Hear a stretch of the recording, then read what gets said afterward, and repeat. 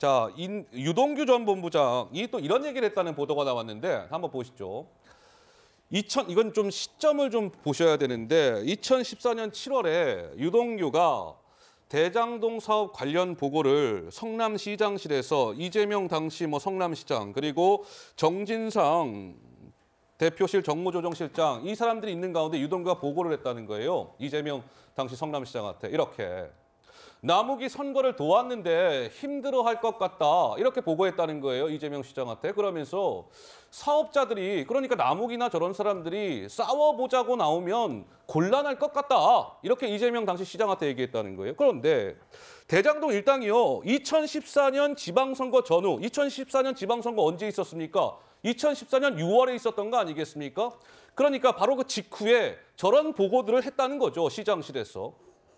근데 검찰은 이재명 당시 재선 비용으로 최소 4억 원 정도의 자금이 대장동 일당으로부터 흘러 들어간 거 아니냐 이런 또 의심도 하고 있고 구자욱 차장님 이 보도는 좀 어떤 걸 의미하는 걸까요? 네, 그러니까 이제 지금까지 나온 그 증언들 중에 직접 증언보다는 전언이 많습니다. 네. 그러니까 누가 이런 얘기를 하는 걸 들었다. 그러니까 이제 간접 증거이기 때문에 이것이 과연 증거 능력이 있느냐 굉장히 의구심을 갖는 분들이 많거든요. 네.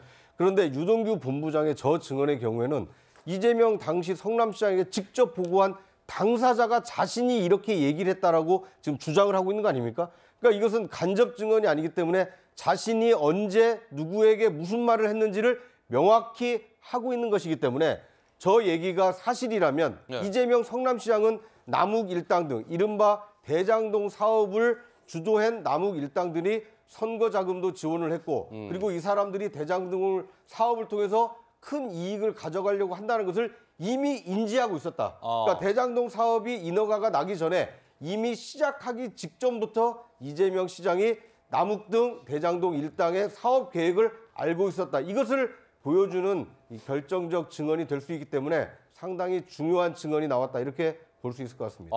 그러니까 구자욱 차장 말씀은 이런 거네요. 다른 전원 이런 게 아니라 저것은 이재명 당시 시장실에서 이재명 시장한테 직접 보고한 사람의 증언이기 때문에 이건 전언이 아니다. 따라서 저 증언은 신빙성이 좀 높아 보인다라는 말씀이신 것 같아요. 박수성님 생각 좀 다르세요? 글쎄요. 이미 저 말만 놓고 본다면 그렇게 평가할 수도 있겠습니다만 지금까지 유동규 씨 등의 진술의 흐름을 보면 네. 이런 거 아닙니까? 이재명 시장 정말 무슨 바늘 하나도 안 들어간다. 공산당 같은 사람이다. 이런 이야기들로 처음에 일관했던 사람들이에요. 어허. 그리고 나서 자기가 징역 1년 살고 여러 가지 재산 추징당하고 이런 위기에 처하니까 진술이 바뀌었죠. 다시 말해서 저것만 놓고 보면 구자욱 차장의 말씀대로 조금 다른 흐름으로 볼 수 있겠으나 지금까지 전체의 흐름으로 놓고 보면 전체 흐름을 어차피 보면, 유동규 씨 등의 발언은 이미 신빙성에서 탄핵당하기 마땅한 그런 상황에서 나오는 발언들이기 때문에 저는 흐름에 큰 영향이 없다고 봅니다. 대세에 지장 없다. 네. 박수성님은 그런 의견이시고.